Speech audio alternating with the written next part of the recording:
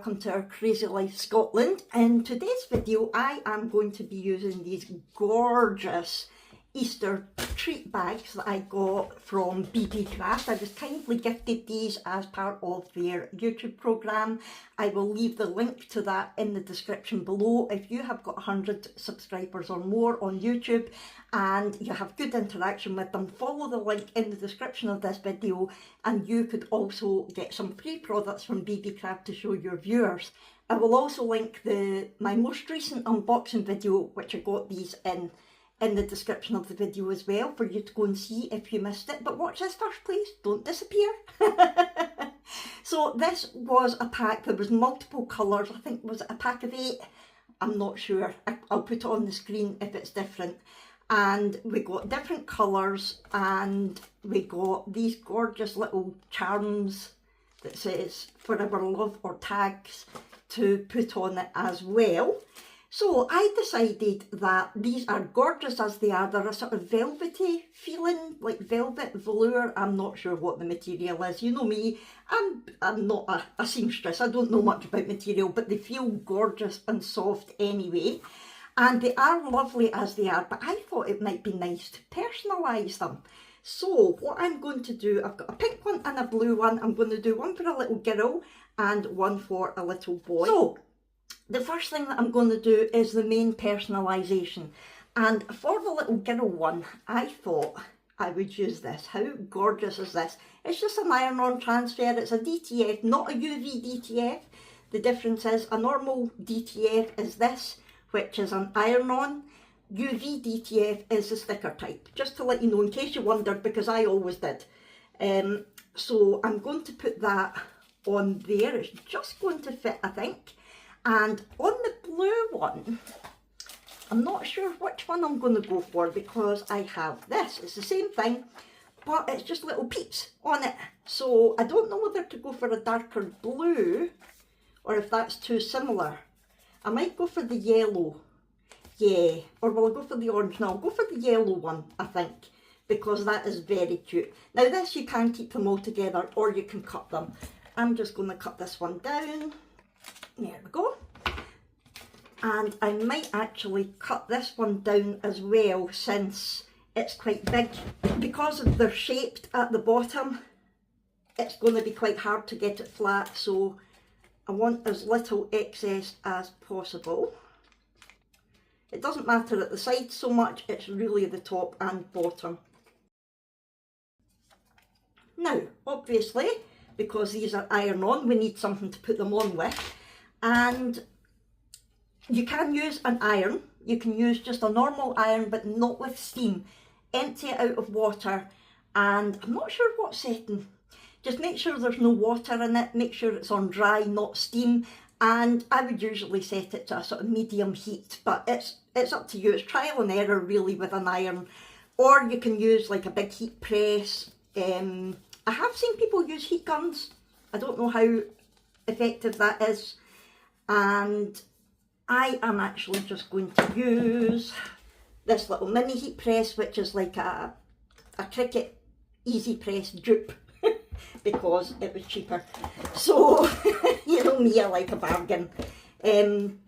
So this is what I'm going to use, but any source of heat should do the trick. So I plugged it in and I'm going to switch it on, and I'll just put it to level 2, I think, and it will let me know once it's heated up. And what you want to do as well is you want to put something over it to cover it, to cover your material and things, just to protect it. So I'll do this one first since it's a bit smaller, and I'll try to get it as flat as possible. It is difficult when you've got something shaped like this, but we'll give it a go. We just don't want any wrinkles in the material that it's going onto. And what I will do is I'll give the actual material just a few seconds of heating up, because it will help to flatten it out, and it will take any moisture out of the material as well, and it means that your transfer sticks better to it. So just waiting for this to bleep to tell us it's warm. Okay, so this has beeped, and level 2 is 320 Fahrenheit, just in case you're wondering. And what I'm going to do, I'm just going to give this a little press, like I said, just to heat it up, flatten it out a bit and take any moisture out of the material. Let it cool down a little bit, and then we are going to place our little transfer on here. We'll try to get it sort of central-ish. It's difficult because of the shape, but I'll try and get it sort of centred with the ears. There we go. Right, and this is just a Teflon sheet, and I always put this over whatever I'm pressing just to protect my press and whatever it is that I'm pressing. So I am just going to, and with a sort of mini press type thing, you want to move it about quite a bit rather than holding it in one place as you would with a normal press. And obviously it's very difficult to see if I've got it all or not. We're just going to go for it. And I usually do it for about 30 seconds. I press relatively hard, not too hard. Just let me see if I've managed to get it all. I think so. The only thing we're having to move it about all the time, I'm always worried that it sort of moves the actual transfer. But we'll see. I only use this for small things. I usually use the big easy press, or if it's something really big, I've got a proper big heat press, but I hardly ever use that now, to be fair. Right, let's have a look. I'm not sure if these are a cool peel or a hot peel, which basically means a cool peel means you let it cool down before you take the paper off. A hot peel, there we go, means you do it when it's hot. So there we go. Now I'm just going to give it another quick little press to make sure that it's all properly stuck down, because it did lift a tiny bit at the corner there.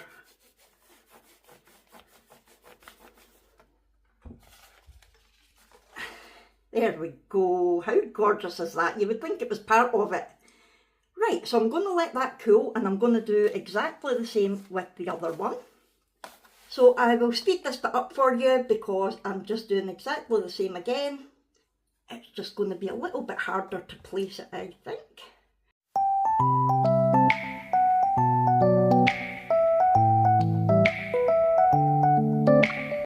Right, let's see, is this a hot peel or a cool peel?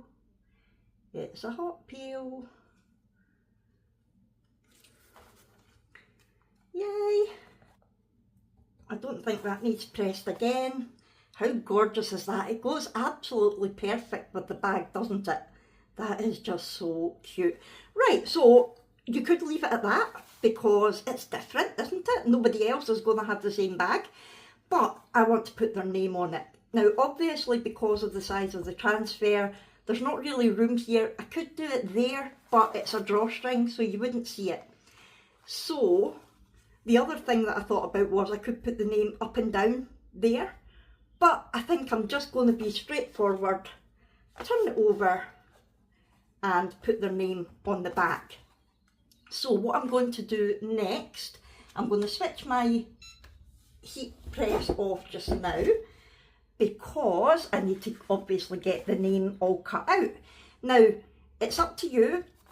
If you've got a cutting machine like a Cricut, which I have, you can use that, which is what I'm going to do. If not, you could try and freestyle it. If you've got letter stencils, you could draw on your vinyl and then cut it out. I'm not steady enough for that. I would make an absolute mess. That's why I've got a Cricut. But it's up to you. So what I think I'm going to do is I'm going to get onto Cricut Design Space and I'll show you what I'm doing. So this is Cricut Design Space. I'm going to go through this relatively quickly. This isn't going to be a full sort of Design Space tutorial. If you want to know more details about how I do this, and let me know and I can do a more detailed tutorial. But to be fair, there's loads of them out there on YouTube. So I'm going to go to text, and that will bring up a text box. And then I'm going to type in, I'll do it in caps lock, I think, Rory. And then I need to decide, whoops, I need to decide what font I would like. So I'm going to go up to font, going to to System, Lake, here we go, let's see what this one looks like. I've not actually tried this one yet, I've just installed it. That's quite nice. Now I'm going to duplicate that to see what it would be like in a different font. The other new one that I put in was Blinky Star. They're very similar, aren't they? I prefer this one, I think, because it's more round. So I'm going to take that off. Yeah, I like that one. I'm not going to spend all day because I can go down the rabbit hole of looking for fonts and be there all day. So I'm just going to stick with this one. I'm going to take another text box and I'm going to put in Isla. And it's using the same font again. It remembers that that's the one that I was using. And then I need to decide on the size. So, right, let's have a little measure. Obviously we don't want it the full size. It's roughly in total 15 centimetres wide. So I reckon if we do the name, maybe about 7 centimetres wide. That would make it just over 2 centimetres tall. I think I want it a little bit taller than that. So what I'm going to do, I am going to unlock the little padlock and I'm going to change the height to 3 centimetres to see what that looks like. Yeah, that looks fine. Yeah, so I will do the same for Isla. I am going to make that 7 centimetres. Unlock it. Oh, unlock. 3 centimetres. And they should then be the same size. Yay. But what I want to do, I'm going to do them different colours. So it doesn't matter what colour is on Design Space. The colour is totally determined by the colour of vinyl that you put into your machine. So I'm just going to change Isla to a pink one just now, just so the machine knows it's 2 different cuts that we're doing. I better attach them to make sure that it knows to keep the letters in the right order, otherwise it just puts them all over the place. Right, so if I then go to make it, I will save it. Because we're using heat transfer vinyl, we need to mirror it because it cuts backwards, or else it would look backwards on your project. So there's that one, and let me go down and do the same for Isla. Oh, wrong one. Let's go over here and do the same for Isla. I'm going to mirror it. I'm going to continue. So while that is doing that, I'm going to show you the vinyl that I'm using. So for Rory's, because we've got a little yellow peep, I'm going to use this yellowy orange vinyl for his name. For Isla's one, I'm going to use this nice bright pink. I'm now going to tell this that I am using Everyday Iron On, and it reminds me to put the vinyl shiny side on the mat. That's the shiny side, that's not on the mat, and to make sure that mirror is on, which I've done. Right, I'm going to cut this and then come back to you. I'm not going to go through the whole cutting process with you.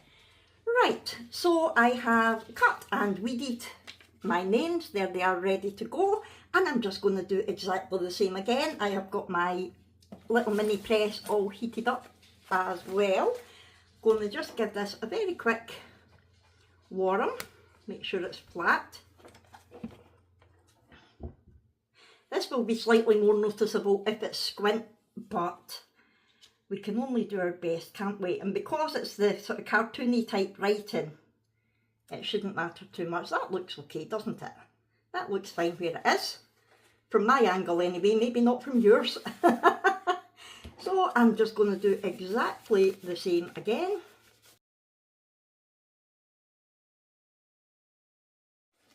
Right, and again, I can't remember if this is a hot peel or a cold peel. It looks like a cold peel, so I'm going to let that cool down while I do Isla's.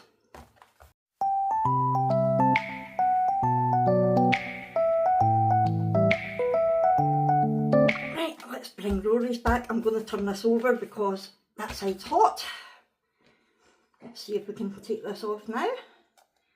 Just be as gentle as you can. There we go.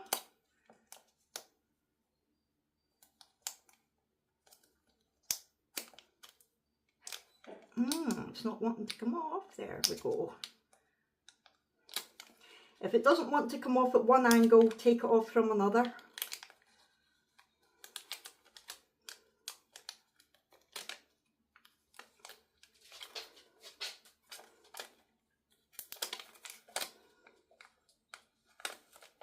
There. Give it a press to make sure it's all stuck down. There. Rory. Hee. Let's do Isla's now.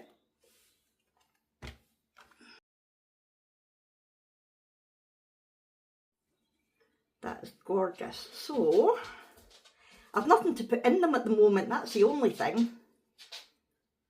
Now we have got this, and I believe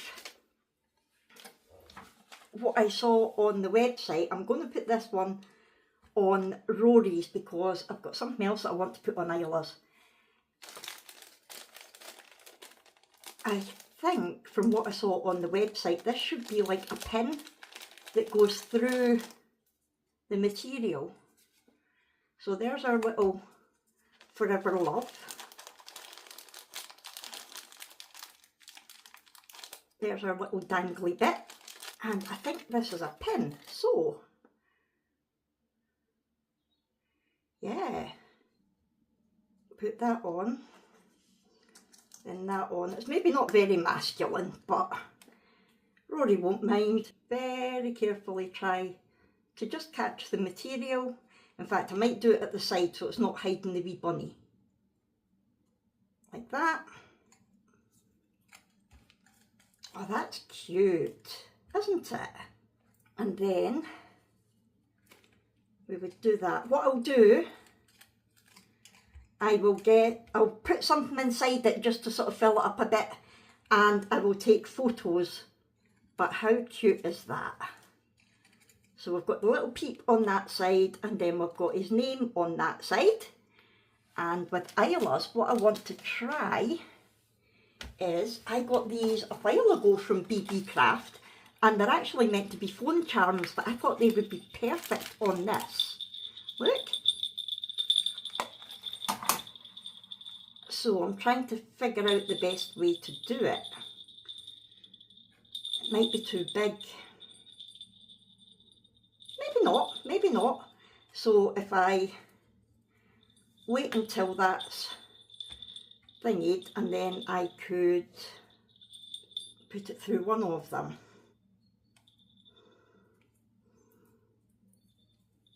And then tie it. That's too big. Right, do you know what? This has actually got a little clasp bit on it. So I'm going to take that off. Haha!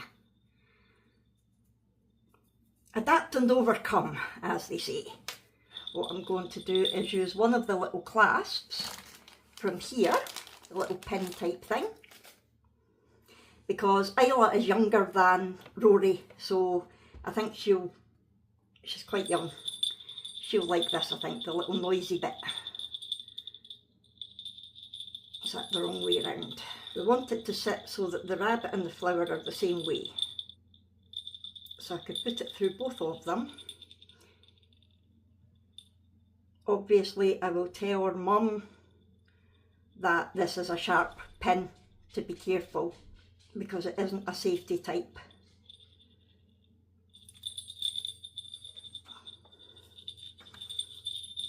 Ah, how cute! How cute is that? And then it's got her name on the back.